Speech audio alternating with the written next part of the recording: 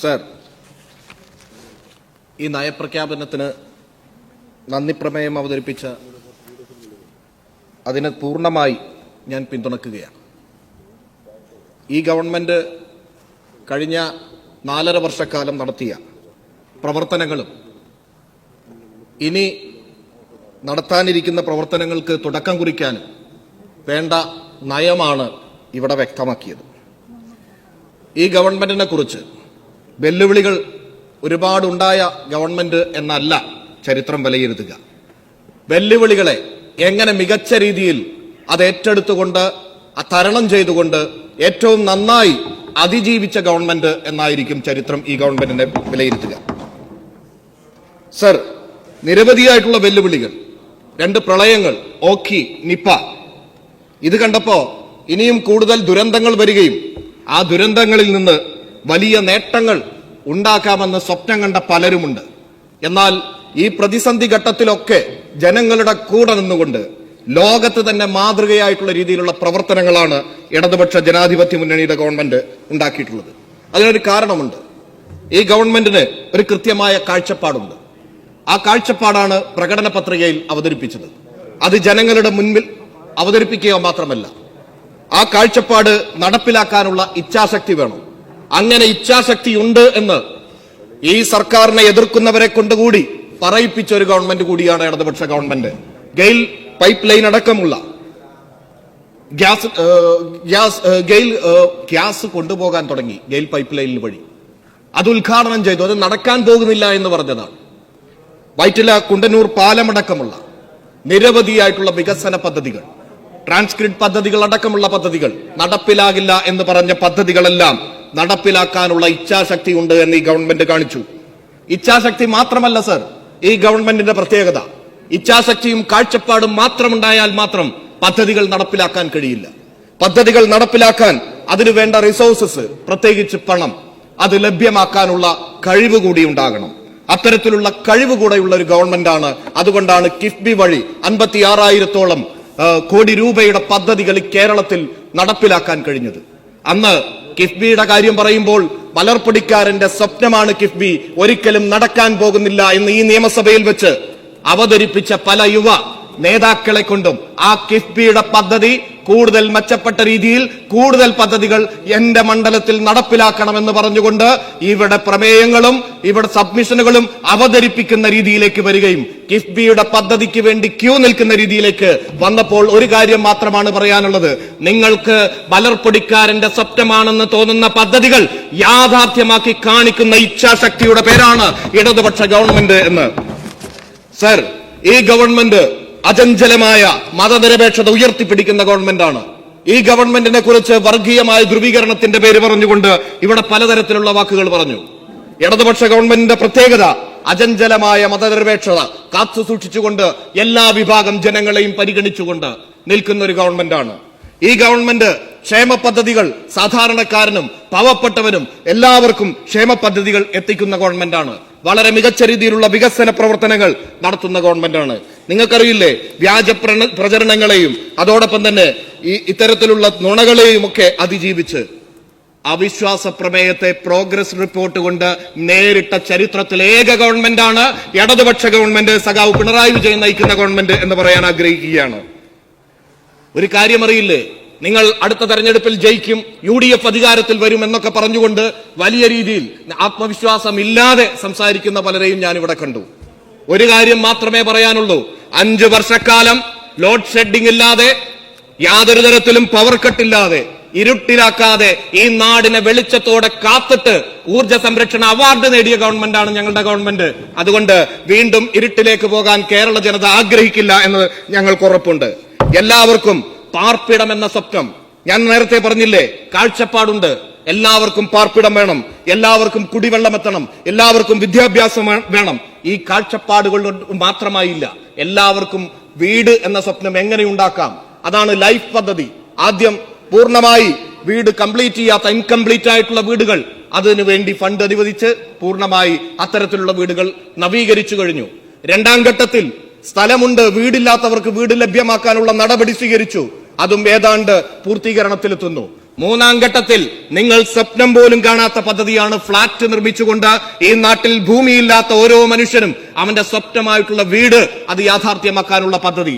അത് മികച്ച രീതിയിൽ പൂർത്തീകരിക്കാൻ വേണ്ടിയുള്ള പ്രവർത്തനങ്ങളുമായി നമ്മൾ പോകുന്ന സമയത്താണ് നേരത്തെ പറഞ്ഞ വടക്കാഞ്ചേരി അംഗമടക്കമുള്ള ആളുകൾ ഈ പദ്ധതിയെ തുരങ്കം വെക്കാൻ വേണ്ടി കേന്ദ്ര സർക്കാരിന്റെ കൂടെ നിന്നത്. ഈ തീർച്ചയായിട്ടും ഭൂരഹിതരായിട്ടുള്ള ആളുകൾക്ക് ഫ്ളാറ്റ് നൽകിക്കൊണ്ട് അത് യാഥാർത്ഥ്യമാക്കാനുള്ള പദ്ധതി ഈ വർഷം വളരെ മികച്ച രീതിയിൽ കൂടുതൽ പ്രദേശത്ത് പട്ടാമ്പിയിലടക്കം ആരംഭിക്കാൻ പോവുകയാണ്. എല്ലാ മേഖലയിലും നിങ്ങൾക്കറിയില്ലേ, ഈ ഗവൺമെന്റിന് ഈ നാട്ടിലെ ആളുകൾ പട്ടിണി കിടക്കുന്ന സമയത്ത് നമുക്കറിയില്ലേ, നമ്മുടെ രാജ്യം വലിയ രീതിയിലുള്ള പട്ടിണി ഹങ്കർ ഇൻഡെക്സിൽ 107 രാജ്യങ്ങളിൽ 94ാമത് ആയിട്ട് ഈ കേരളം ഈ ഇന്ത്യ നിൽക്കുകയാണ്.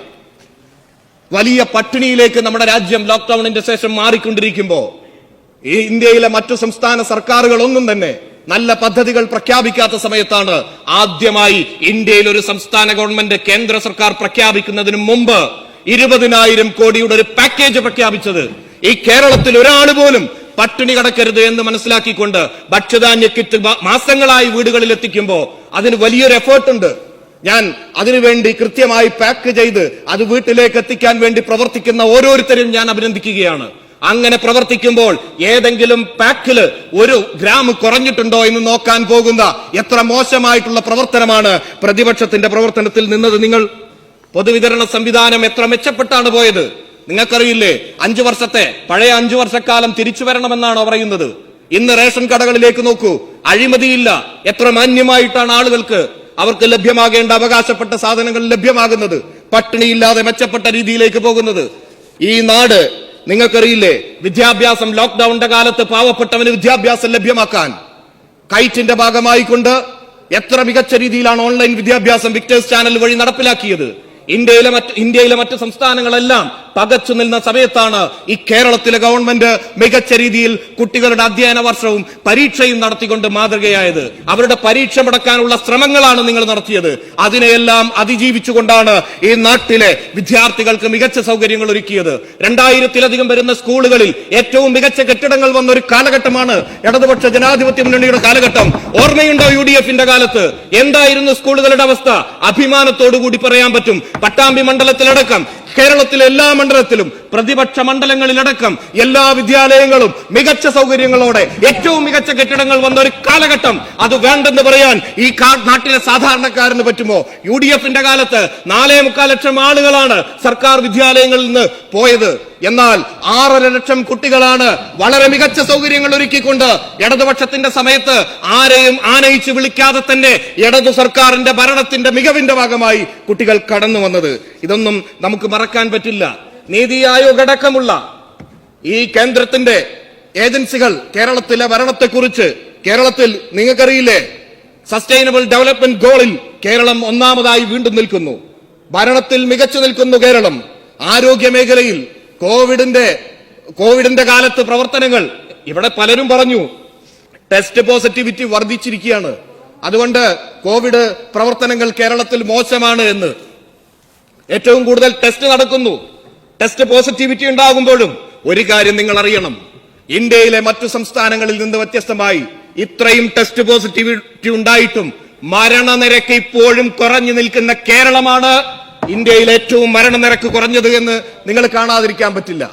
ടെസ്റ്റ് പോസിറ്റിവിറ്റി കൂടുമ്പോഴും മരണനിരക്ക് കുറച്ചു നിർത്താനുള്ള ആരോഗ്യ വകുപ്പിന്റെ പ്രവർത്തനം ഈ ഘട്ടത്തിൽ പട്ടാമ്പി MLA എന്നുള്ള നിലയ്ക്ക് ഞാൻ പട്ടാമ്പിയിലെ ആരോഗ്യ പ്രവർത്തകരെ പ്രത്യേകം അഭിനന്ദിക്കുകയാണ്. ഇന്ന് 179ാമത്തെ ദിവസമാണ് അവിടെ കോവിഡ് ടെസ്റ്റ് നടക്കുകയാണ്, ആന്റിജൻ ടെസ്റ്റ്. 56,000-ഓളം ആളുകളെ സംസ്ഥാന സർക്കാരിന്റെ ഫണ്ട് കൊടുത്തുകൊണ്ട് സൗജന്യമായി ടെസ്റ്റ് ചെയ്യുകയാണ്. ആരോഗ്യ പ്രവർത്തകർ രാപ്പകലില്ലാതെ പ്രവർത്തിക്കുകയാണ്.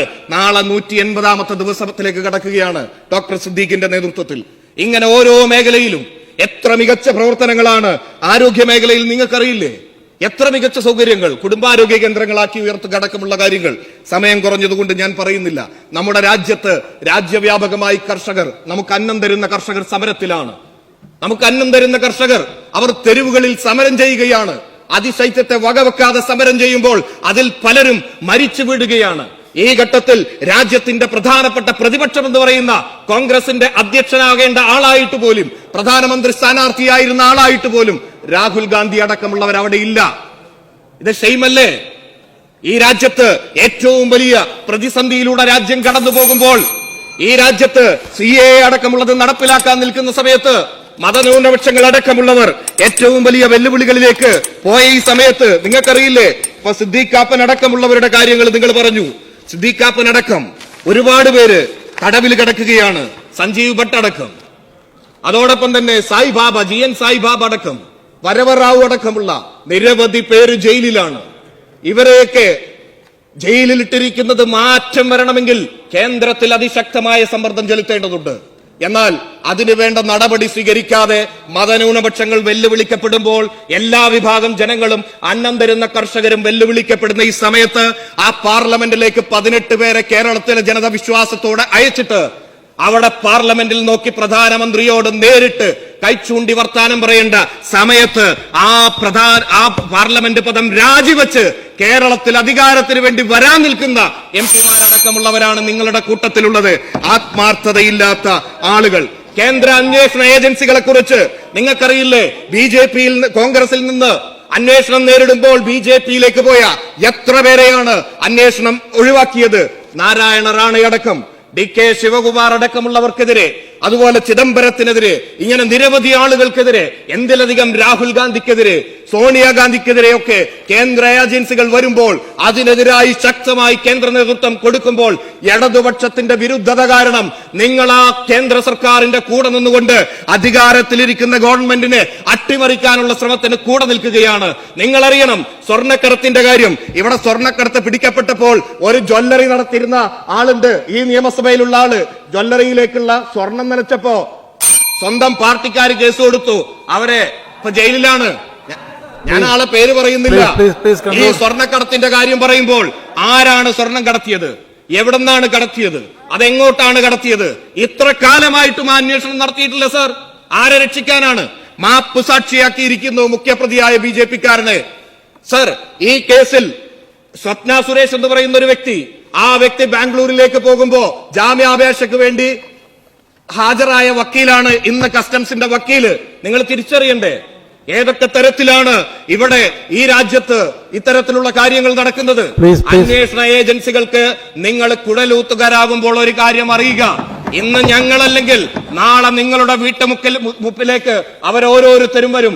ഈ രാജ്യത്തിന്റെ മതനിരപേക്ഷത തകർക്കാനും, ഈ രാജ്യത്തിന്റെ ജനാധിപത്യം തകർക്കാനും, ഈ നാടിന്റെ ഭരണഘടന തകർക്കാനുമുള്ള ആസൂത്രിത ശ്രമത്തിന് ഇടതുവിരുദ്ധത മനസ്സിൽ വെച്ചുകൊണ്ട് അതിന്റെ കൂടെ നിൽക്കുന്ന കേരളത്തിലെ കോൺഗ്രസും കേരളത്തിലെ മുസ്ലിം ലീഗും ഇതിന് മറുപടി പറയേണ്ടി വരും. കാലം മറുപടി പറയിക്കും എന്നാണ് പറയാനുള്ളത്. കേരളത്തിൽ K-ഫോൺ അടക്കമുള്ള, K-റെയിൽ അടക്കമുള്ള വികസന പദ്ധതികൾ, അത് കേരളത്തിൽ ഏറ്റവും മികച്ച വികസന പദ്ധതിയിൽ കൂടി നടപ്പിലാക്കുന്ന രീതിയിലേക്ക് കേരളത്തിലെ ഗവൺമെന്റ് കടക്കുകയാണ്. തീർച്ചയായിട്ടും ഈ ഗവൺമെന്റിന്റെ ഒരു ഭരണ തുടർച്ചയുണ്ടാകും. മതനിരപേക്ഷതയിൽ വിശ്വസിക്കുന്ന, ജനാധിപത്യത്തിൽ വിശ്വസിക്കുന്ന, സാധാരണക്കാരനെ പരിഗണിക്കുന്ന, വികസന കാഴ്ചപ്പാടുകൾ അംഗീകരിക്കുന്ന, ഏറ്റവും മികച്ച രീതിയിൽ ആധുനിക വികസനങ്ങൾ കൊണ്ടുവരാൻ വേണ്ടി ഇടതുപക്ഷം നിലകൊള്ളുമ്പോൾ അംഗീകരിക്കുന്ന ആബാലവൃതം ജനങ്ങൾ, ജാതി മത മറ്റു കക്ഷി രാഷ്ട്രീയ വ്യത്യാസമെന്ന് ഇടതുപക്ഷത്തിന്റെ കൂടെ നിൽക്കും എന്നതിൽ സംശയമില്ല. കേവലം അധികാരത്തിന് വേണ്ടി എല്ലാ രാഷ്ട്രീയവും എടുത്തു കളയുന്ന നിങ്ങളെ നാട് തിരിച്ചറിയുകയും നിങ്ങളെ ഒറ്റപ്പെടുത്തുകയും ചെയ്യുമെന്നതിൽ സംശയമില്ല എന്ന് മാത്രം പറഞ്ഞുകൊണ്ട് ഞാൻ ഈ നന്ദി പ്രമേയത്തെ ഒരിക്കൽ കൂടി പിന്തുണച്ചുകൊണ്ട് ഞാൻ എന്റെ വാക്കുകൾ നിർത്തുന്നു.